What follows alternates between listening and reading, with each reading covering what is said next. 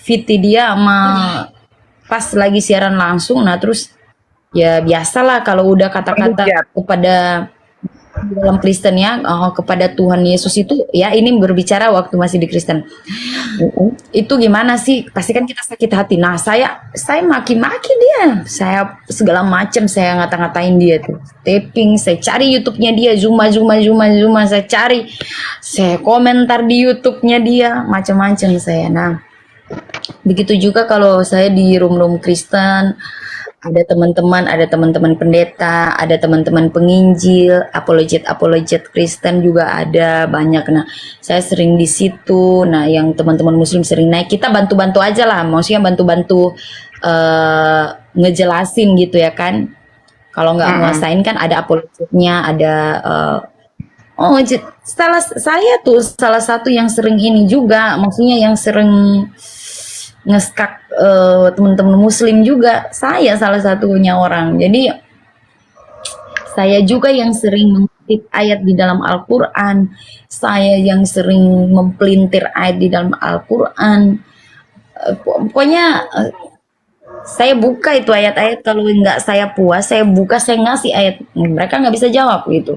Karena apa? Saya kalau membaca di terjemahannya, seperti Al-An'am, surat Luqman, Az-Zukhruf. Nah, itu kan saya baca terjemahannya itu, saya mengikuti pemahaman saya dan pikiran saya, begitu ya kan? Pikiran saya, pemahaman saya, begitu. Sebatas Sebagai ini loh seorang pemahaman Kristen saya. ya, sebagai seorang Kristen. Iya, jadi iya bagi seorang Kristen. Jadi sebatas ini loh pemahaman saya tentang Quran kalian di saat saya baca. Ini maksudnya apa? Ini begini ayat ini begini. Beli. Nah, jadi itu saya apa namanya? Saya ngasih pertanyaan sama mereka. Terus ngasih pertanyaan, saya jelasin juga ya kan. Tetapi mereka nggak bisa menjawab karena mungkin nggak ada, bukan saya bilang nggak ada ilmu, tapi memang mungkin mereka belum bisa jawab gitu ya kan. Jadi saya bertanyalah sama, saya ganti dulu ya foto profil sebentar. Allah memilih mereka orang-orang yang ikhlas membuka hatinya, membuka pikirannya tentang kebenaran Islam. Salah satunya mereka ini adalah ya ini Kak Raya ini beserta suami. Alhamdulillah baru beberapa malam ke belakang mengucapkan 2 kalimat syahadat. Yang awalnya beliau juga tadi dari testimoni yang beliau juga adalah seorang pembenci ya, pembenci Islam dan pembenci apologet Islam. Tapi alhamdulillah sekarang teman-teman bisa lihat. Iya.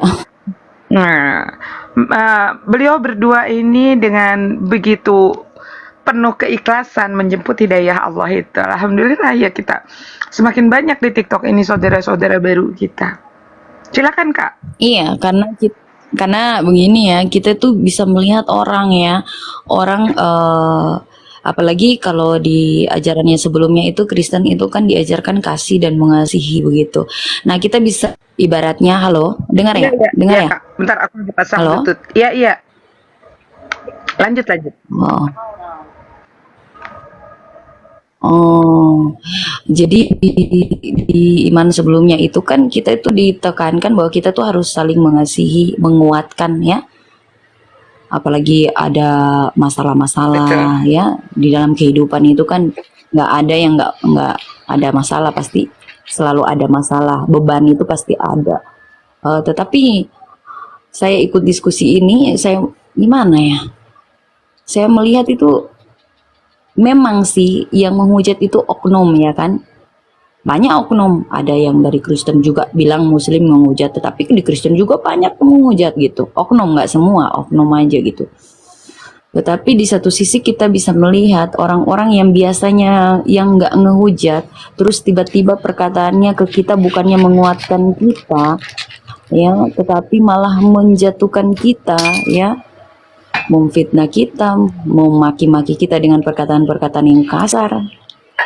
Itu mana gitu ya. Jadi waktu itu saya yang dibela itu bukannya dari teman Kristen itu kan menghujat saja, menghujat saya, sampai berkata-kata kasar kepada saya ya, memaki saya ya, udah bilang anjing apa segala macam ya, Kalau ular nggak salah di ya, roomnya biawak, Korosoki ya. di roomnya Bunda Riris waktu itu. Oh, di Bunda Itu Riris ya. jadi itu waktu itu di situ tuh nggak ada pembelaan sama sekali. Saya sendiri Kristen semua yang ini yang keroyok saya gitu di atas tuh, di atas room itu. Kalau saya salah, kalian mengingatkan saya, ngomong baik-baik. Kan kita kan diajarkan saling menguatkan begitu. Ini malah kebalik. Waduh. Jadi yang bela saya sampai nangis loh, tapi nggak kedengaran sih saya nangis ya, saya nggak mau nunjukin gitu ya kan, kan lagian saya kencam juga gitu, sampai sampai nangis. Yang bela saya cuma satu orang, sama teman-teman muslim yang dibawa yang taping itu. Yang bela saya cuma Al-Fatih. Al-Fatih inilah yang bela saya sampai dia naik. Dia tuh nggak kayak gitu, nggak seperti itu gitu. Iya, jadi Kak Waktu Dira, di aku mau tanya nih sama Kak Dira, adakah Kak Dira pada saat memutuskan untuk menjadi seorang mu'alaf, adakah paksaan-paksaan atau tekanan-tekanan dari saudara-saudara Muslim tidak? tidak ada sama sekali. Tidak ada sama sekali, itu keinginan saya dan memang kita membutuhkan apa ya, kita butuh kebenaran ya, bukan pembenaran tetapi kebenaran yang sesungguhnya begitu. Dan menurut saya apa yang saya imani sekarang itulah kebenaran yang sesungguhnya begitu. Nah, jadi saya nggak bilang di ajaran sebelumnya nggak baik, nggak, di semua agama itu diajarkan baik begitu ya, semua agama. Tetapi kita juga harus melihat bahwa apa ajaran-ajaran ya, ajaran-ajaran itu kan mereka mengajarkan kita ya, seperti ada tertulis di Alkitab, buah itu tidak jatuh jauh dari pohonnya begitu. Ya kan ibaratnya Betul. gitu. Mm-mm. Jadi kita bisa melihat buah-buah yang mereka hasilkan itu seperti apa. Begitu. Jadi di saat saya difitnah, dihujat, dimaki ya, nah, itu yang bela saya cuman satu orang sampai dia naik di atas, Al-Fatih. Ya, Al Al-Fatih itu itu yang bela saya. kebetulan Al-Fatih juga dia mu'alaf yang belum lama. Iya. Jadi seperti itu ya. Jadi kalau mau bilang saya ini ya, saya belajar sendiri, bukan saya didoktrin. Saya itu belajar sendiri, saya itu mencari tahu sendiri, dan saya membandingkan ayat-ayat itu, ayat di dalam Alkitab, dan saya membandingkan ayat di dalam Al-Quran. Tetapi tidak banyak ayat yang saya saya ambil, saya cuma mengutip Al-Baqarah 87, 88, dan saya mengingat kisah Saulus di dalam Alkitab sebelum dia bertobat dia seperti apa, dan di saat dia menjadi Paulus dia seperti apa. Saya mengutip di 1 Korintus 4 ayat 15. Di situ di dalam kekristenan Halo Kak Dira. itu kan yang kita tars dan Yesus setelah kenaikan Yesus Kristus di surga. Iya, iya. Ini Halo. apa putus-putus. Itu tidak ada lagi. Oh ya, jadi itu kita melihat ajaran di dalam kekristenan, di dalam Alkitab, bahwa orang Kristen percaya Rasul Paulus itu dia adalah rasul ya kan. Tetapi balik lagi kita melihat bahwa Yesus Kristus berkata tidak ada lagi utusannya atau nabi setelah kedatangannya begitu. Yang Yesus Kristus utus adalah Roh Penghibur. Roh Penghibur yang sejati, dan di situ dikatakan dia atau ia merujuk itu kepada seseorang. Roh Penghibur itu akan mendengar dari Allah atau dari Bapa, dan dia akan menyampaikan kepadamu apa yang Bapa firmankan begitu. Jadi, Jadi sebetulnya Roh Penghibur itu bukanlah Roh Kudus, Kak Dira ya. Kita akan lihat di sini ya ayatnya. Roh kebenaran dan penghibur itu, nah ini ya. Jikalau Iya. kamu mengasihi aku di dalam Yohanes 14 ya, 15 sampai 17. Jikalau kamu mengasihi aku, kamu akan menuruti segala perintahku. Aku akan meminta kepada Bapa dan Dia akan memberikan kepadamu seorang penolong yang lain. Seorang Iya. penolong, berarti ini orang ya, berarti manusia. Iya. Supaya Dia Manusia. menyertai kamu untuk selama-lamanya, yaitu Roh kebenaran. Ya. Iya. Orang. Iya Kemudian di betul. dalam ayat ke-7, ya, di dalam 16 ayat ke-7, namun benar yang kukatakan ini kepadamu adalah lebih berguna bagi kamu jika aku pergi. Sebab jikalau aku tidak pergi, penghibur itu tidak akan datang kepadamu. Tetapi jikalau aku pergi, aku akan mengutus dia kepadamu. Kemudian di dalam tadi sebelum itu di dalam Yohanes 16, 12, 14 ya. Masih banyak hal yang harus kukatakan kepadamu, tetapi sekarang kamu belum dapat menanggungnya. Tetapi apabila dia datang, yaitu Roh kebenaran, dia akan memimpin kamu ke dalam seluruh kebenaran. Sebab dia tidak berkata-kata akan dirinya sendiri, tetapi segala sesuatu yang dia dengar itulah yang akan dia katakan. Ya, dia katakan, dan ia akan memberitakan kepadamu hal yang akan datang, dan ia memuliakan aku. Sekarang Iya. pertanyaannya, yang memuliakan Iya. Nabi Isa siapa? Jadi Kemudian teman-teman di sini, Kak. teman-teman Kristen ya Benar, harus Kak. Di sini ada kata kuncinya. Jadi roh kebenaran dan penghibur itu akan datang jika Yesus kembali kepada Bapa. Tetapi kalau Yesus tidak kembali Bapa, maka dia tidak akan datang.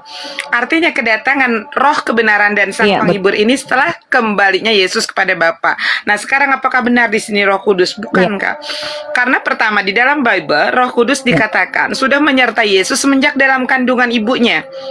Dan Yesus pernah bertemu betul. dengan Roh Kudus dalam bentuk burung merpati, ya kan? Nah, itu. Ya betul. Ya, iya betul sekali. Jadi saya melihat ya, saya mengingat kembali kisah Saulus di dalam Alkitab itu ya. Saulus itu dia yang menganiaya pengikut-pengikut Kristus pada waktu itu ya, dan dia yang membunuh para nabi ya, sehingga Yesus Kristus itu menampakkan dirinya kepadanya gitu. Jadi Yesus itu berkata, Saulus, Saulus, mengapa engkau menganiaya aku? Nah, di sini dia bertanya seperti itu.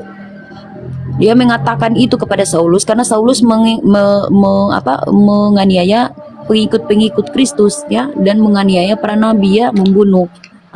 Terus saya buka di Al-Baqarah ayat 87-88, di situ dikatakan apa?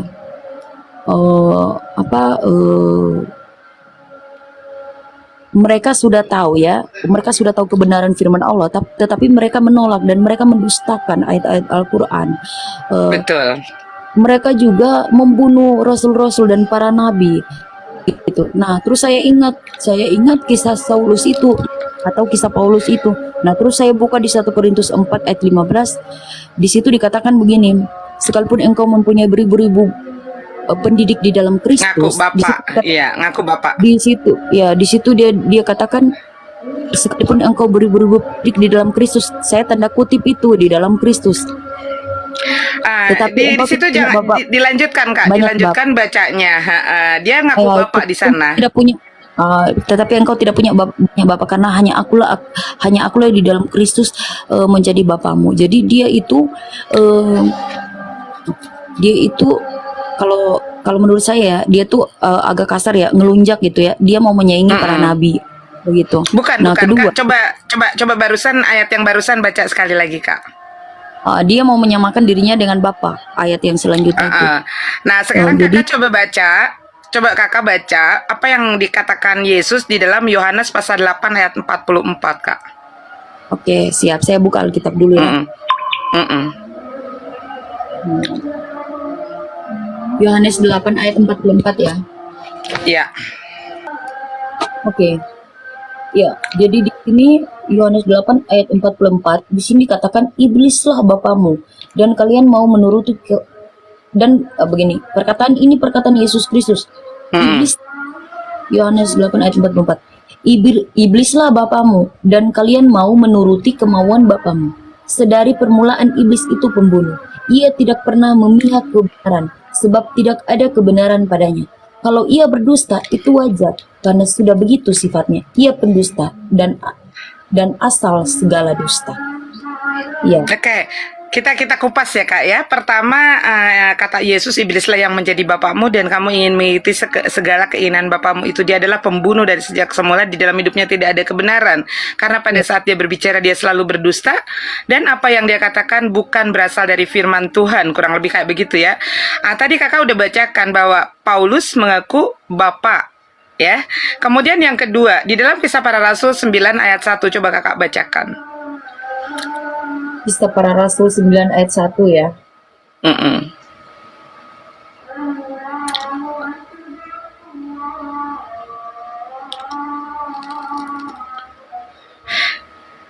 Gini teman-teman, sebentar ini Umi juga akan bantu dulu Kak Dira ya, karena Kak Dira masih mempercayai Paulus sebagai seorang rasul. Oh, enggak, Dan Umi, udah enggak ya. Nah makanya itu dibuka dari ayat itu. Saya Kalau begini. Saya tidak mau, saya kalau dibilang menghujat, saya berani menghujat Paulus, tetapi saya tidak berani menghujat Roh Kudus, tahu ya, atau Yesus ya, atau Isa alaihissalam. Saya nggak mau ya, nggak boleh ya. Kalau menghujat Paulus, saya nggak mau jadi pengikut dia.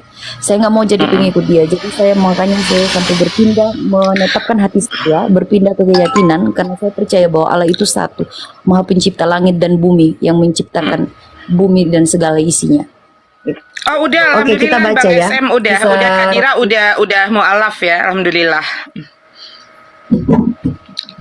KPR 9 ayat 1 Ya, Kak. Rasul 9 ayat 1. Mm-mm. Ya, di sini katakan sementara itu Saulus terus saja ingin mengancam dan membunuh pengikut-pengikut Tuhan Yesus. Oke. Ia pergi kepada imam agung. Iya, betul ini. Berarti Ya, kalau yang kita kedua baca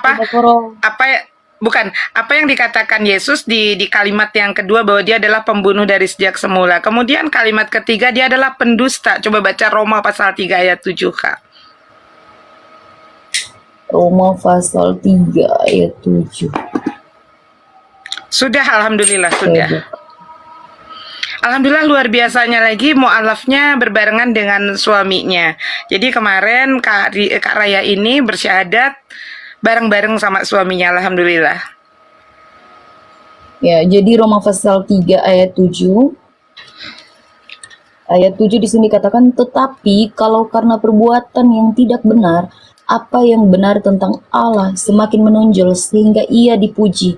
Mengapa orang yang berbuat jahat itu masih disalahkan sebagai orang berdosa? Iya. Kak, maaf, Kakak pakai Bible apa itu? Iya, Bukan Roma TB ya? Bukan TB ya? Aku pakai Alkitab Sabda. Oh ya, jadi di dalam Kisah Para Rasul 9 TB ya. Di dalam Kisah Para Rasul 9 ayat 1, jika kemuliaan Tuhan semakin berlimpah dengan dustaku, mengapa aku masih dianggap sebagai manusia berdosa? Saya baca Roma, ya, saya baca Roma tadi. 3. Jelas ya, perkataan Yesus juga sudah sampai. Kemudian karena pada saat dia berbicara, dia tidak menyampaikan firman Tuhan. Coba dibaca di dalam 2 Korintus 11 ayat 17, Kak. 2 Korintus 11 ayat 17. Oke, di sini katakan, berikut ini akan saya sebutkan kebanggaan saya, tetapi bukan Tuhan yang menyuruh saya mengatakan itu. Dalam hal ini saya sungguh-sungguh berbicara seperti orang bodoh. Orang bodoh. Nah, ya jadi di dalam 2 Korintus, kalau di dalam versi TB itu dikatakan ya, semua yang kusampaikan kepadamu bukan berasal dari firman Tuhan, tetapi dari kebodohanku yang boleh bermegah. Jadi tergenapi semua yang dikatakan Yesus di dalam Yohanes pasal 8 ayat ke-44 ya. Makanya kenapa Kak Yesus sudah wanti-wanti di dalam Lukas pasal 12 ayat ke-1. Silakan. Iya ya. Lukas berapa? 12 ayat ke-1. Oh, nggak salah saya pernah baca ini ya mungkin ya. Lukas 12 ayat 1. Beribu-ribu orang iya ini ya. Beribu-ribu. Ya, beribu-ribu orang berdesak-desakan sampai ada yang terinjak-injak kakinya. Sementara orang-orang itu berkerumun, Yesus berkata kepada pengikut-pengikutnya, hati-hatilah terhadap ragi orang Farisi. Maksudku, kemunafikan mereka. Nah, ya, Yesus saja sudah mewanti-wanti, waspadalah terhadap ragio orang Farisi karena kemunafikannya.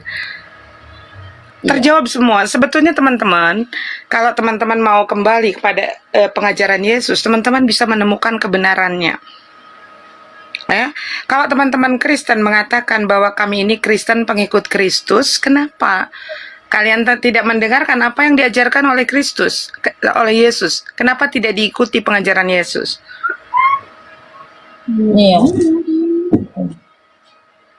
Karena Iya, maksudnya itu. pertanyaan kedua, Kak, pertanyaan kedua, pada saat Kakak sudah menjadi sekarang seorang mu'alaf, apakah Kakak merasa kehilangan Yesus dan pengajarannya tidak, Kak?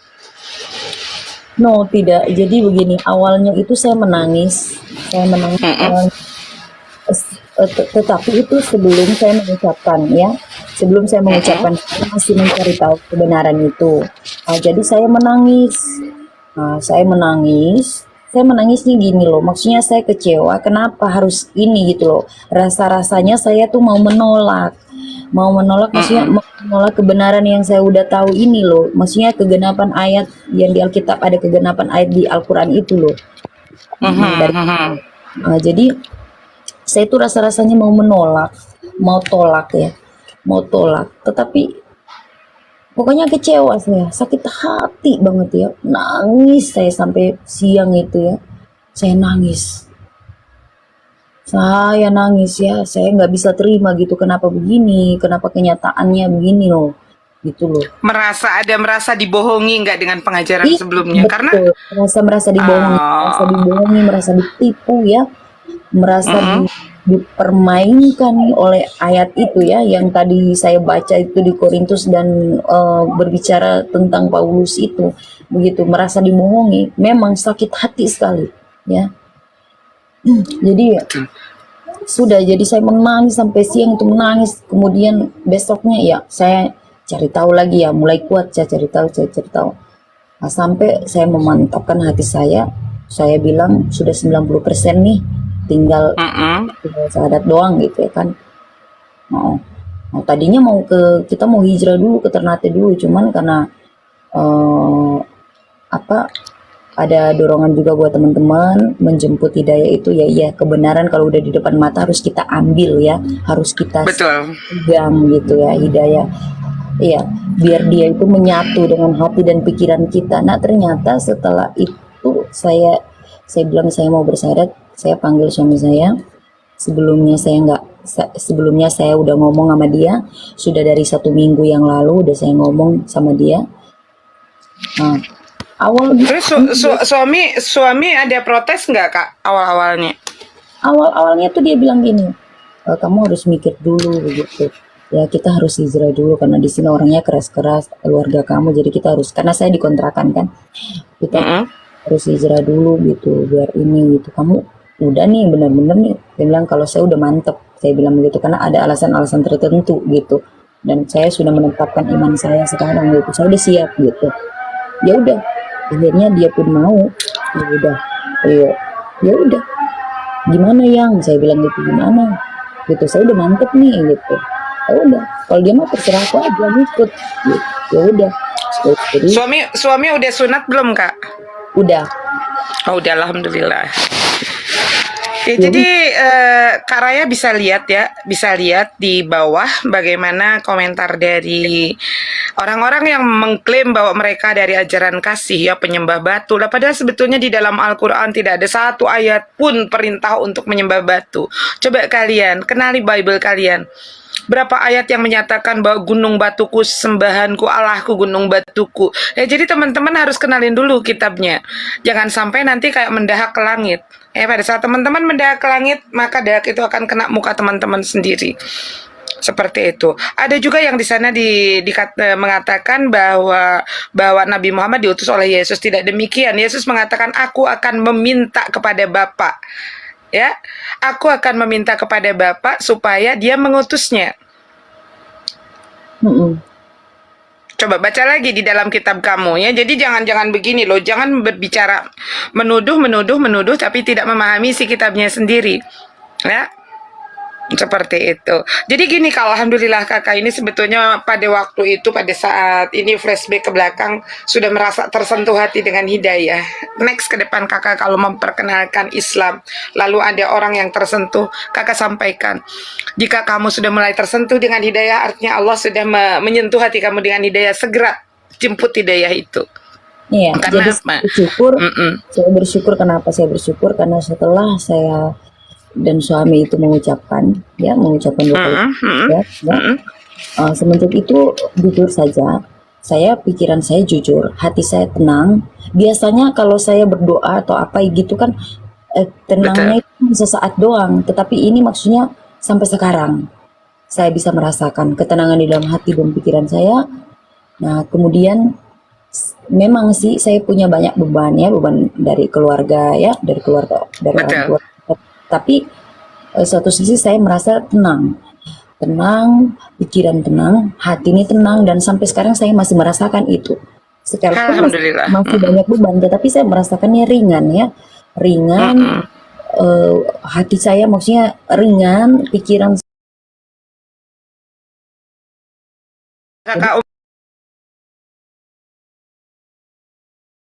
Umi ingin menyampaikan sedikit pesannya bahwa pada saat mungkin teman-teman juga percaya dengan Abraham Avinu atau Abraham bapak kami gitu kan. Abraham pada saat akan wafat beliau menyampaikan amanahnya kepada anak dan cucunya, janganlah engkau mati dalam keadaan kafir.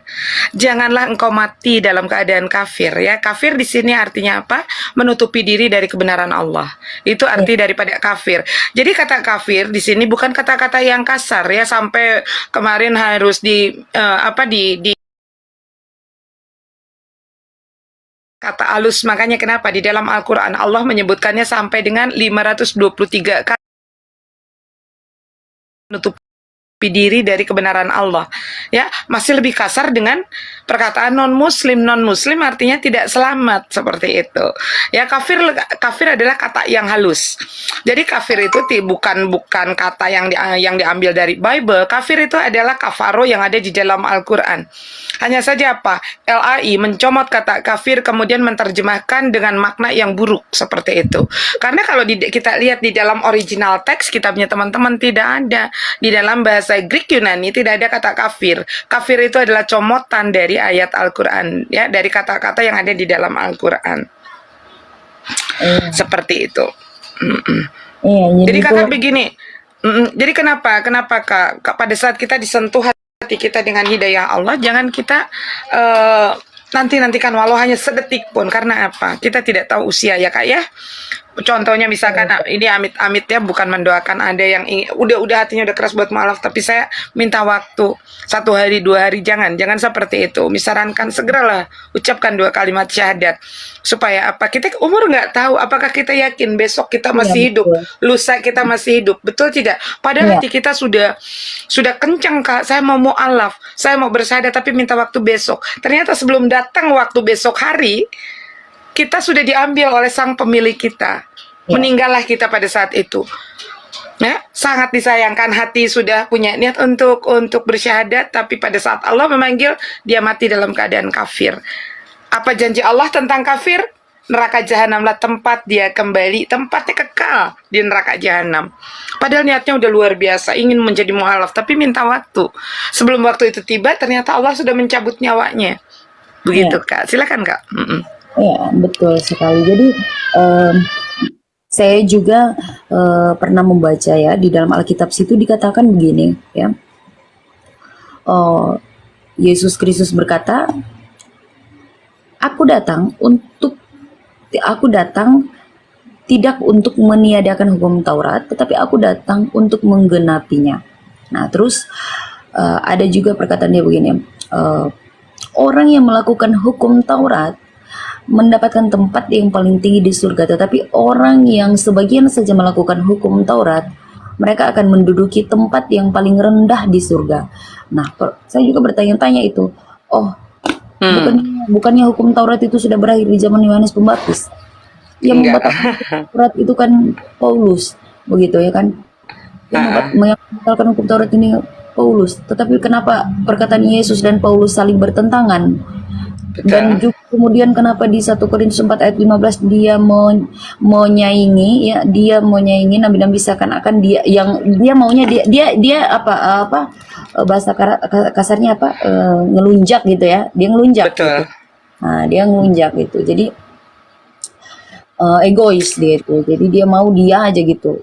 Dia yang lebih besar, dia nabi, dia menyamakan dirinya dengan Bapak, dia Bapak, iya. pengajar, dia nabi gitu ya kan. Jadi semuanya dia gitu. Jadi Makanya makanya Kakak gini ya. Padahal sebetulnya di dalam suratnya yang pertama Yohanes sudah menjelaskan, waspadalah terhadap guru-guru palsu dan penyesat.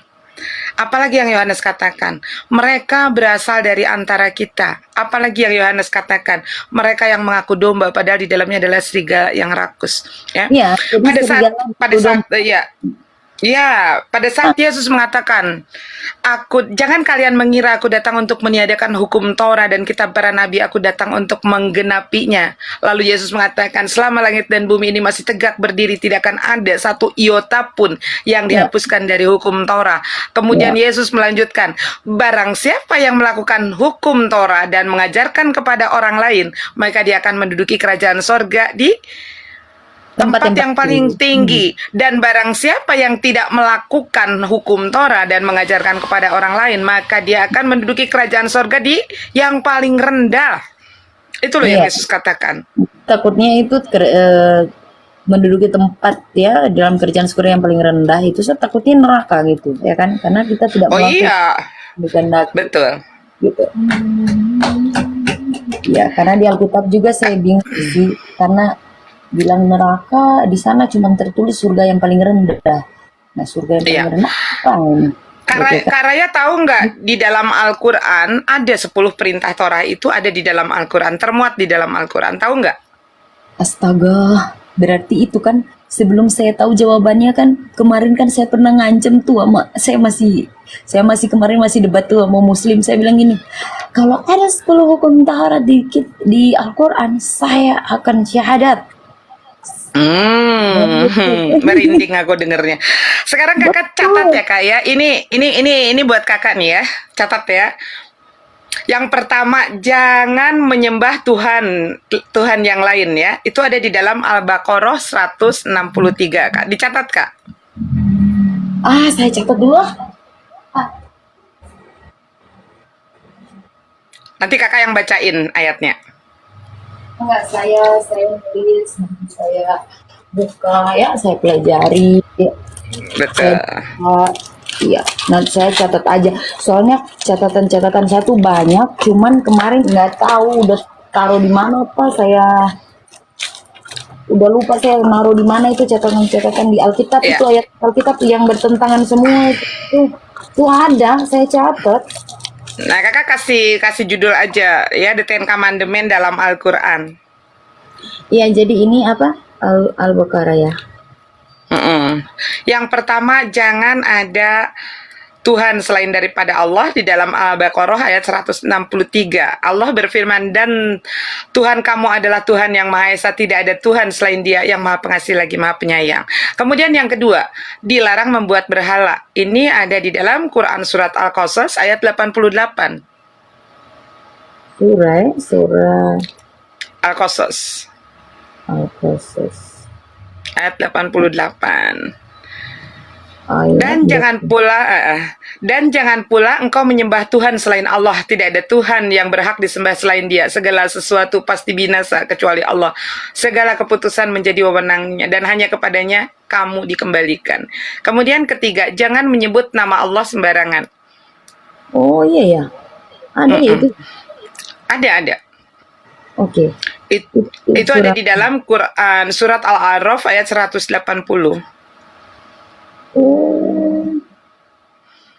Dan Allah memiliki Asmaul Husna, nama yang terbaik. Maka bermohonlah kepadanya dan Allah memiliki Asmaul Husna, nama yang terbaik, nama-nama yang terbaik, maka bermohonlah kepadanya dengan menyebut Asmaul Husna itu, dan tinggalkanlah orang-orang yang menyalahartikan nama-namanya mereka. Dan tinggalkanlah orang-orang yang menyalahartikan nama-namanya, mereka akan kelak mendapat balasan terhadap apa yang telah mereka kerjakan.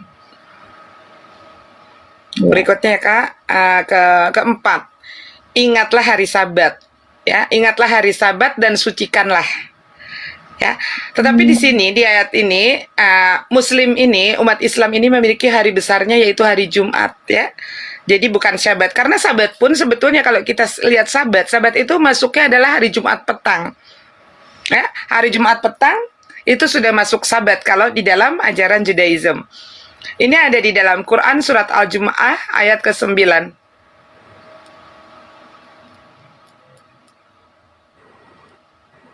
Ya, sudah. Wahai orang-orang yang beriman, apabila telah diserukan untuk melaksanakan salat pada hari Jumat, maka segeralah kamu mengingat Allah dan tinggalkanlah jual beli, yang demikian itu jauh lebih baik bagimu jika kamu mengetahuinya. Kelima, menghormati kedua orang tua. Ini ada di dalam Quran surat An-Nisa ayat ke-36.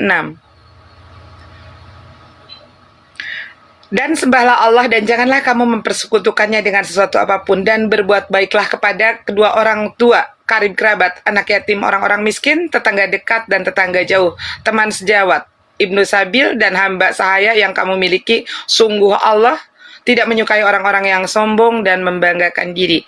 Kemudian yang keenam, dilarang membunuh sesama manusia, jelas ya. Itu ada di dalam Quran surat Al-Furqan ayat 68.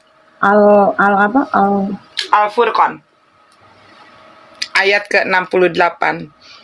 Dan orang-orang yang tidak menyekutukan Allah dengan sesembahan lain dan tidak membunuh orang yang diharamkan Allah kecuali dengan alasan yang benar, dan tidak berzina dan akan mendapatkan hukuman berat. Kemudian yang ketujuh, dilarang berzina. Ini ada di dalam Quran surat Al-Isra ayat ke-32.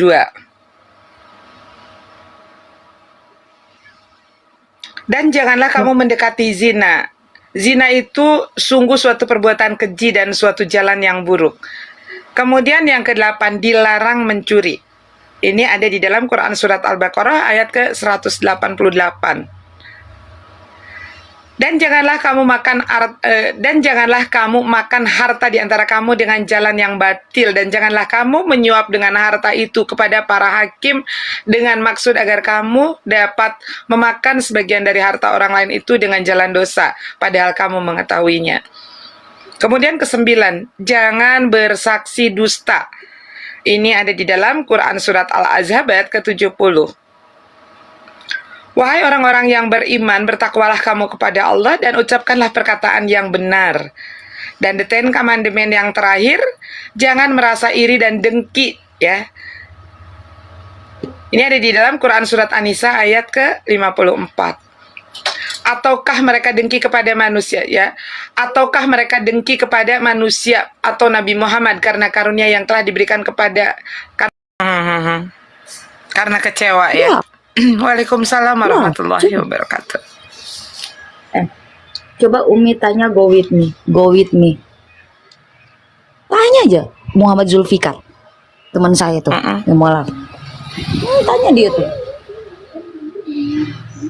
Aduh, dan juga kalau mau bilang iya penyaliban itu, coba saya belum mandi Umi, muka saya berminyak jadi malu saya gitu. Jadi begini. Nggak apa-apa.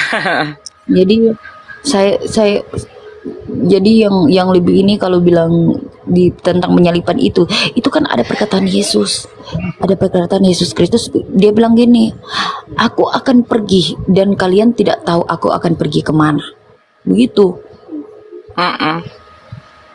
Iya, aku akan pergi, aku akan segera pergi dan kalian tidak tahu aku akan pergi kemana. Nah terus waktu kedatangannya itu kan Nabi Musa, Nabi Elia itu menampakkan diri. Apakah hukum Taurat sudah berakhir? Enggak, Umi. Itu kan ajaran Paulus dengan matinya Yesus di kayu salib, maka hukum Taurat sudah dibatalkan. Itu kan ajaran Paulus, Kak. Astagfirullahaladzim, saya bilang begini.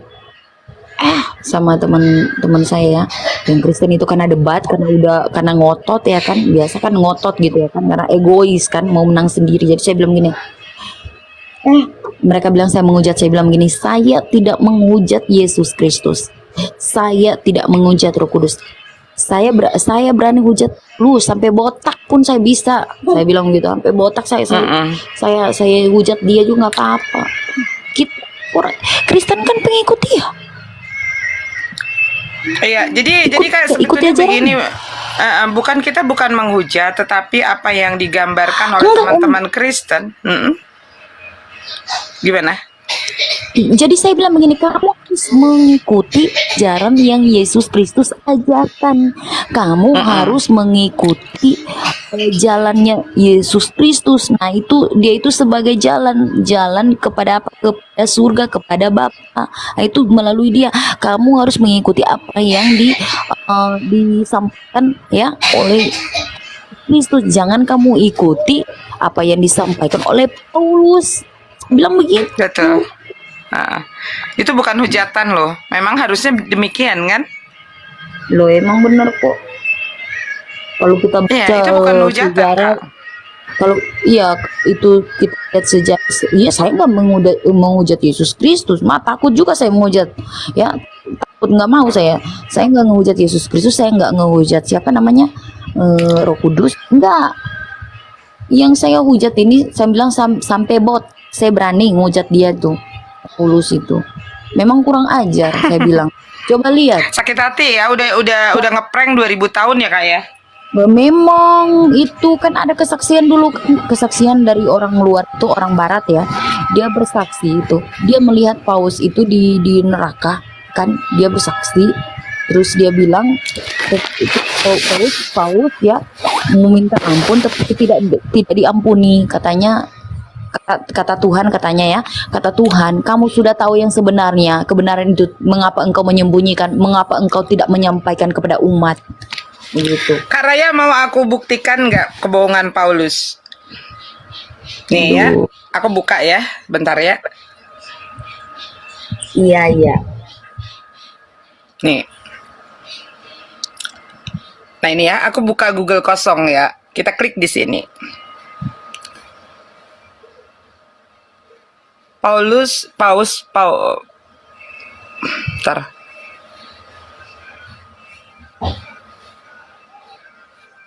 Paul of Tarsus ya. Iya. Nih. Ini Umi buka Google kosong. Paul of Tarsus Talmidi. Kita klik di sini. Di ciphernya. Nah. Ini lihat, Kak. Ini akan buktikan. Nih. Ya. Ini kita lihat ambil dari Epipanius ya, Epipanius Panarion nomor ke-30.16, nomornya 6 sampai dengan 9 ya. Bentar, ini biar nih.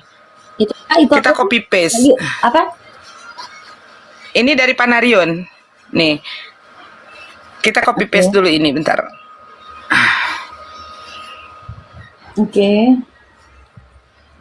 Gelap aku.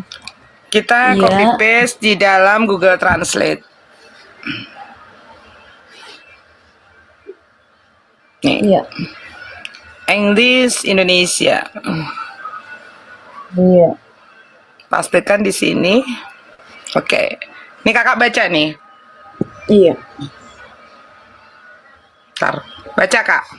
Mereka yang Ebionit menyatakan bahwa dia adalah orang Yunani. Dia pergi ke Yerusalem, kata mereka, dan ketika dia menghabiskan beberapa waktu di sana, dia terpikat oleh hasrat untuk menikahi putri. Iya, dia itu suka sama putri imam besar, makanya dia kan berbohong gitu. Dia bilang dia orang Yahudi kan. Iya, lanjutkan dulu nih. Ini data ya. Bentar. Oleh karena itu ia menjadi proselit dan disunat. Kemudian jadi ini sunatnya dia itu karena keterpaksaan. Makanya dia menyatakan di surahnya itu, di perjanjian baru itu tidak perlu lagi sun. Dia yang membatalkan hukum Taurat. Begitu. Lanjut lagi. Oke, oleh karena itu ia menjadi proselit dan disunat. Kemudian ketika dia gagal mendapatkan gadis itu, dia menjadi marah dan menulis menentang sunat dan menentang hari Sabat dan Taurat. Iya betul itu. Nah ya, Ini apa ini? Coba Memang bentar. betul, memang betul. Perkataan Yesus Kristus kan begini, begini. Itu betul. Karena perkataan Yesus Mm-mm. Kristus begini, aku datang bukan untuk meniadakan hukum Taurat, tetapi aku datang untuk menggenapi. Terus Iya. perkataan Yesus juga kan begini kan, perkataan Yesus Kristus, eh, orang yang melakukan hukum Taurat, dia Nih, akan Kak, menduduki tempat ini yang lihat, paling tinggi ini di lihat surga. ya. Ini bukan hoax, ini yang namanya referensi. Ini referensi dari Judaism. Kita lihat Iya. dulu. Nih. Nih, ya. Mm-mm. Mm-mm. Ini yang namanya referensi. Iya. Aduh, blur mulu ya. Ini aku pakai ini, jadi harus pelan-pelan. Nah, Mm-mm. ini referensinya. Jadi tadi dikatakan apa? Hah? Dia katakan apa Ya kok tadi? itu sudah betul kok, itu kan sesuai ayat juga di Alkitab. Mm-mm. Bentar ya. Iya, itu sudah betul. Itu kan sesuai ayat dalam Alkitab. Nah, Ya, teman-teman itu lihat kan ya di sesuai sini ya. ayat di dalam Alkitab. Teman-teman lihat di sini. Mereka orang Ebionit menyatakan bahwa dia adalah orang Yahudi. Dia pergi ke Yerusalem, kata mereka. Dan ketika dia menghabiskan beberapa waktu di sana, dia terpikat oleh hasrat untuk menikahi putri imam besar. Oleh karena itu, dia menjadi proselit dan disunat. Kemudian ketika dia gagal mendapatkan gadis itu, dia menjadi marah dan menulis menentang sunat dan tentang hari Sabat dan juga Taurat. Ya, jadi inilah yang dikatakan Berarti- bahwa ya, Berarti lanjut Kak. begini. Berarti pernyataan itu pernyataan yang tadi itu yang disampaikan itu benar karena itu sama dengan perkataan Yesus Kristus bahwa hukum Taurat itu tidak ditiadakan, tetapi dia datang untuk menggenapi. Ya. Nah, iya. Dan orang yang melakukan hukum Taurat itu akan menduduki tempat yang paling tinggi di surga. Tapi bagi orang yang tidak melakukan dan sebagian saja melakukan hukum Taurat akan menduduki tempat yang paling rendah di surga. Nah, Jadi kalau ngomong-ngomong, maksud kalau dari cerita maksud tentang dari tadi tempat yang pernyataan paling rendah, tadi ini tempat jadi yang paling maksud rendah dari di surga. Iya, lanjut. Epifanus Panarion ini maksudnya apa? Bahwa sebetulnya si Paulus itu adalah orang Yunani ya. Dia itu kelahiran dari Kilikia. Paulus itu lahir di Kilikia, di Antioquia. Kemudian dia pergi ke Yerusalem. Nah, pada saat di Yerusalem dia hasratnya itu tertarik untuk menikahi seorang putri dari imam besar Yahudi. Ya, tetapi hasratnya ini ditolak oleh putri imam besar itu. Padahal dia udah bela-belain menjadi seorang proselit. Proselit itu orang Yahudi yang tidak percaya dengan ketuhanan Yesus, tidak percaya dengan penyaliban seperti itu. Kemudian dia juga sampai bela-belain disunat di dalam Galatia, ya. Nah, ternyata sudah dia bela-belain seperti itu, ternyata ditolak oleh putri imam besar ini. Akhirnya dia marah. Barulah dia berbicara menentang sunat, menentang hukum Taurat, menentang Sabat. Nah, seperti itu. Jadi ini dari mana? Ininya rekomendasi atau referensinya dari Judaism. Oh, guru-guru palsu di dalam surat Yohanes yang pertama. Dengar ya, di dalam surat Yohanes yang pertama sudah berbicara tentang guru-guru palsu. Kata Yohanes apa? Mereka berasal dari antara kita. Mereka yang mengaku domba, tetapi sebetulnya di dalamnya adalah serigala yang buas. Mereka adalah yang berusaha mengubah ajaran Kristus. Itulah pendusta dan nanti penyesat-penyesat. Bahkan di dalam 2 Yohanes pasal 1 ayat ke-7. Ini sudah jelas Kak ya. Di dalam 2 Yohanes pasal ke-1 ayat ke-7 Yesus sudah mengatakan bahwa pendusta dan anti Kristus adalah yang menyangkal dia sebagai manusia. Ya. Ya, satu lagi ya, kalau saya mikir-mikir ya kan. Itu kan kalau di dalam Kristen itu kan diajarkan Kristen itu adalah pengikut Kristus, pengikut Kristus, oke? Kristen itu pengikut. Tapi kalau kita balikkan coba deh, Kristen antikris, ya kan? Iya. Umi Kristen kalau dibalikan ya, Kristen itu antikris. Kenapa saya bilang begitu? Karena kebanyakan begini, penyembahan ya. Kita sebut antikris itu ya yang kita sebut antikris itu penyembahan, mereka melakukan penyembahan kepada bapak mereka, kepada iblis ya, kepada bapak mereka, kepada Tuhan mereka yaitu iblis. Itu dengan menyanyikan lagu-lagu ya, menyanyikan lagu-lagu ya. Lagu-lagu itu penghujatan terhadap Kristus ya, atau Mesias atau Isa ya. Isa Al-Masih, penghujatan terhadap dia itu kata-katanya itu dibolak-balikan gitu loh. Itu kalau dibalikin itu penghujatan semua itu. Begitu. Penghujatan, isinya tuh penghujatan semua itu. Jadi kalau makanya tadi saya mikir, nggak tahu kenapa pikiran saya ke situ gitu loh. Padahal selama ini yang saya tahu itu kan Kristen, itu kan pengikut Kristus. Nah, cuman berbicara tentang Paulus dan antikris itu, nggak tahu kenapa saya mikir begini, Kristen gitu. Saya ingat bahwasannya orang antikris itu ya, penyembahan kepada bapak iblis, maksudnya ya, iblis kepada Tuhan ya, Tuhannya iblis ya, disebut bapak juga kan penyesat itu kan menyebut Tuhan mereka juga menyebutnya mereka sebutnya bapak gitu. Jadi mereka kalau penyembahan itu kata-katanya itu dibolak-balikan, tapi kalau dibalikin itu anti, penghujatan semua itu, penghujatan. Nah, penghujatan, isinya tuh penghujatan. Terus saya bilang, Kristen, pengikut Kristus, Kristen, antikris. Wah, ini sudah dapat ketemu saya. Kristen, Nah itulah makanya kenapa Yesus mengajarkan gunakanlah akal budimu gitu loh. Harus iya, menggunakan akal. Yesus sendiri sudah mengajarkan. iya.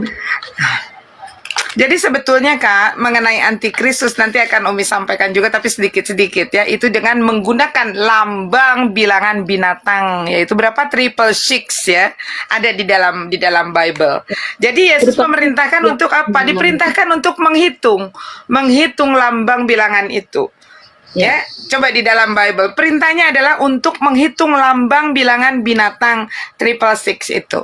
Ternyata Kak, ya, ini adalah kode antikris, itu ada di dalam Bible. Nanti Umi akan bawa kakak ke sana membuka bukti siapa sebetulnya antikristus. Ternyata di dalam mahkota atau tiaranya Paus Paulus, di sana ada tertulis Vicarius Filii.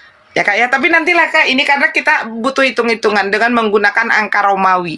Ada tertulis Vicarius, ada apa? Ada misteri apa di dalam mahkota dan cincin kebesaran Paulus. Di dalam mahkota ada tertulis Vicarius Filii. Di dalam cincin Paulus yang selalu digunakan oleh Paulus ya, itu kan turun temurun ya. Hierarki kan. Nah, begitu. Di dalam cincin itu tertulis declare. Nah, nanti ada misteri apa di dua tulisan ini, nantilah kita buat waktu lagi ya untuk membahas ini. Iya. Nah, ternyata semua itu pada saat kita hitung sama dengan lambang bilangan binatang itu, yaitu 666. Iya. Dan saya tuh kadang ini begini, saya ini kan pernah bergabung, saya bukan bilang saya pernah gereja di gereja Satan, enggak, tapi maksudnya saya ini kan maksudnya pernah bergabung di salah satu organisasi juga sih, maksudnya tapi bergabung di grup doang sih, itu sih orang-orang luar sih. Maksudnya ya mereka lambang-lambangnya itu lambang-lambang ya sudah pasti lambang-lambang antikris ya, Illuminati, gambar-gambar. Ya saya nggak mau ngomong di sini ya, nggak mau sih sebenarnya. Ya nggak usah lah. Nanti juga kakak akan tahu sendiri. Dengan berjalannya waktu pasti akan tahu, akan terbuka itu misteri Illuminati itu, 666 itu. Kemudian ada misteri di balik declare, kemudian ada misteri di balik Vicarius Filii. Gambar segitiga itu yang ada gambar mata. itu iya, memang ada gambar mata, tapi kalau namanya gambar segitiga itu udah arah ke sana Piramid gitu. kayak Makanya gitu ya. saya itu saya jujur pribadi, iya sih, kalau dalam Tritunggal itu kan ada yang bilang segitiga itu kan itu ya kan mungkin Bapa, iya, Putra, ini dan Roh apa Kudus gitu ya namanya, kan. Tapi perisai Trinitas. saya tuh jujur ya, nggak tahu kenapa saya kalau lihat benderanya orang Israel itu, Kenapa? Iya, jadi saya tuh kalau kalau melihat benderanya orang Israel tuh takut saya. Maksudnya kayak lambang-lambangnya tuh begitu ini karena kan memang kita Iya, tahu iya, ya iya. Israel itu pada akhirnya tuh akan hancur karena akan memberi jadi Tuhan itu akan memberikan kerajaannya itu ke bangsa yang lain, Umi. Betul. Ke Makanya bangsa di yang dalam lain. Al-Quran tertulis, Kak. Di Iya. dalam Al-Quran itu tertulis ya. Kiamat tidak akan terjadi sebelum orang-orang Yahudi ini berperang habis-habisan dengan umat Islam. Ya, dan Yahudi akan menerima kekalahan sampai dengan Nabi Isa itu turun, ya. Turun untuk yang kedua kalinya. Iya, betul. Betul.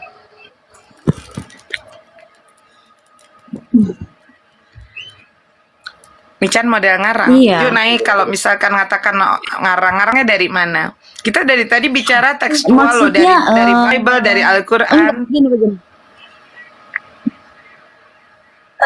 Jadi begini, maksudnya begini, kita manusia ini kan punya insting, punya perasaan dan punya batin ya, punya hati kecil gitu ya. Jadi kadang biar omongan kita nggak ngomong tapi hati kecil kita tuh berkata seperti apa gitu ya kan. Jadi saya tuh jujur saja kalau saya ini kan hari-hari ya kita nggak tahu kiamat kapan, tapi bagi saya pribadi ini adalah sudah mungkin ya waktunya sudah dekat ya hari-hari terakhir. Tapi waktu Tuhan dengan waktu kita yang tinggal di bumi ini itu berbeda ya. Jadi bagi Betul. Tuhan itu waktu yang sangat pendek ya. Nah, tetapi bagi kita manusia karena kita keinginan daging ya, memang dasar keinginan daging ya. Jadi kita selama kita masih di dunia kita merasa tuh masih lama kok gitu ya kan. Apalagi kita yang masih muda gitu ya kan, pasti merasa saya masih muda gitu ya kan, umur saya pasti masih panjang ya, waktu saya masih panjang gitu. Tapi kita nggak tahu waktu Tuhan begitu. Betul. Jadi waktu Tuhan dengan waktu kita itu berbeda. Kak Sekalipun kita di Dira, sini waktunya, ya. Kak Raya boleh nggak aku minta dinaikkan si berkualitas itu satu orang saja? Jambak Oh, aja. nggak usah, dia nggak ada ilmu, Oh, nggak nggak ada ada ilmu. ilmu. Mm-mm. Iya, baca Al-Quranmu dengan hadisnya antara nangis kau. Jadi maksudnya begini, abang berpikir ini memang orangnya baik, tetapi kalau kita tanya dia nggak bisa jawab, jadi pusing juga. Oh, spesialis Bani typing begitu. Ya, jadi itu, jadi aduh. Jadi kalau saya itu kalau ngelihat itu tuh saya ngebayangin gitu loh, ngebayangin maksudnya ngebayangin sesuatu yang di luar dari iman percaya kita gitu loh. Itu saya Terima ngebayanginnya. kasih user 43 dukungannya buat Kak Dira. Iya, iya. Iya, jadi saya tuh takut gitu. Jujur saja ini saya ngomongnya. Saya takut. Saya tuh nggak tahu kenapa saya takut. Em, ya mungkin karena saya nggak bilang saya ini orang satanik, nggak pernah mungkin ya bergabung ya. Jadi ya itulah. Oke, dilanjut kak. Atau kakak mau kakak Umi mau istirahat ya?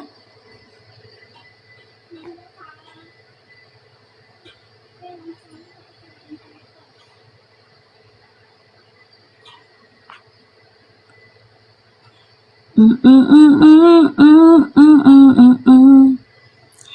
Na na na na na na na na. Naikkan Otan satu nggak Kak? Iya boleh, saya naikkan, boleh. Satu aja, nggak usah banyak-banyak. Oke. Yang pinter boleh lah ya. Yang pinter paling pinter Mungkin kalau abang bisa. berkualitas ini boleh. Maksudnya kan saya ini kan botol ya. Maksudnya saya nggak nguasain Alkitab ya.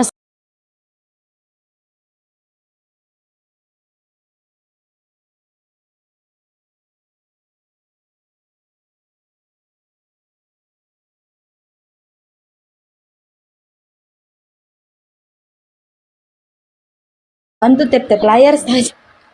Iya, saya akan mentok kalau ketemu dengan orang botol macam kau. Saya mentok, otak saya mentok kalau ketemu orang botol kayak kau. Pertanyaan saja nggak jelas. Coba tunjukkan nubuatmu. Nubuat apa yang kau minta? Ujuk-ujuk datang tunjukkan nubuatmu. Nubuat apa yang kau minta? Jujur ya, saya lebih baik menghadapi 1000 orang pintar daripada 1 orang botol kayak kau. Mentok saya, otak saya kalau berhadapan dengan orang botol kayak kau. Naik-naik dia bertanya, tunjukkan nubuatmu. Kau tahu nggak apa arti nubuat? Apa arti nubuat? Jangan-jangan Iya. kamu sendiri tidak tahu dengan pertanyaan kamu itu. Jadi begini ya, kalau mau berbicara junjungan Nabi Muhammad ya, nubuatannya itu ada di di Alkitab loh, ya. Itu nubuatan ada di Alkitab. Nanti kegenapan dari ayat itu tuh Ada. Al-Qur'an. Betul.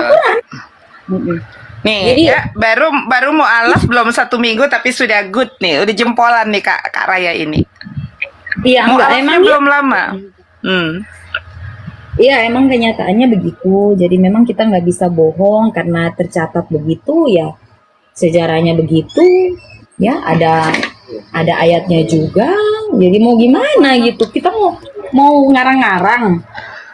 Itu nggak boleh. Jadi begini. Jadi di dalam perjanjian lama sebelum kedatangan Kak, Yesus Kristus itu Kak Raya mau nubuatan. hiburan dulu nggak sebentar? Mau hiburan dulu nggak sebentar? Nih Iya ada boleh. bidadari cantik, kaknya 3 itu naikkan Kak. Iya iya. Bidadari cantik. Yang kaknya 3. Oh ini. Ya udah kita hiburan dulu lah. Ya jangan dulu Oke, ini. ya kita hiburan dulu ya. Oke, silakan passwordnya bidadari cantik.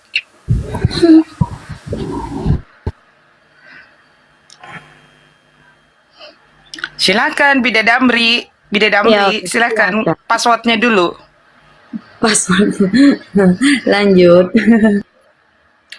Cepetan kalau nggak ngomong, kalau nggak buka mute itu nanti kita tendang lagi ya Kak ya. Oke,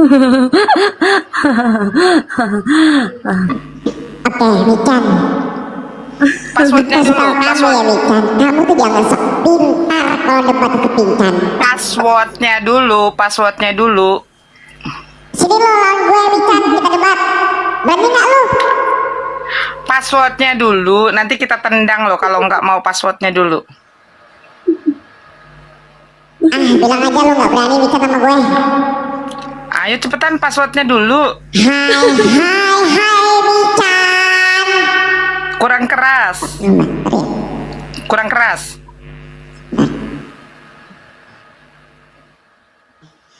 Hai, Mikan.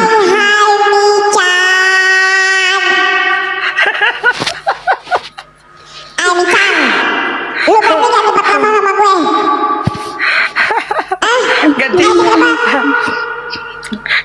Itu profilnya udah pakai kalung salib aja. Iya, kenapa memang? Masalah buat kamu.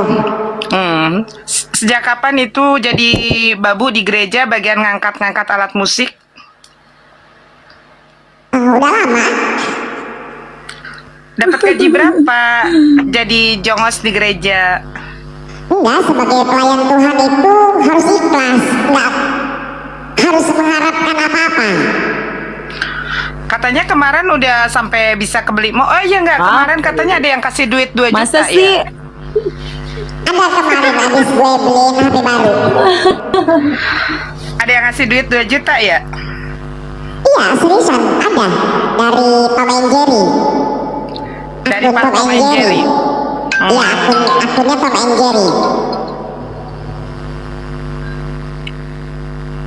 Tuh kan, di bawah udah ada banyak yang kepanasan tuh, pada ngehujat semua tuh. Sini loh, sini kalian naik. Debat sama gue. Nyanyi dulu lah. Nyanyi dulu 1 lagu lah. Tuhannya Yesus tidak berubah dulu. Enggak, gue nggak bisa nyanyi. Gue bisanya debat. Teman-teman lihat ya, profilnya bidadari cantik sekarang sudah menggunakan kalung salib ya.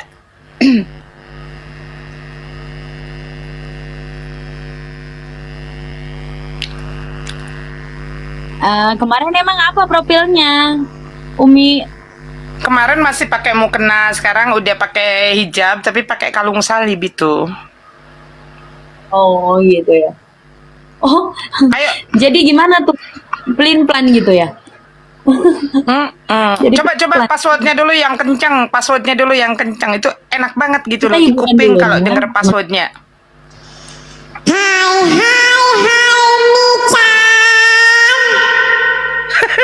Michan. Michan. Oi, oi. Ayo kita debat. Ih, dulu anak saya ketawa. Berani gak lu debat sama gue? Mau debat apa?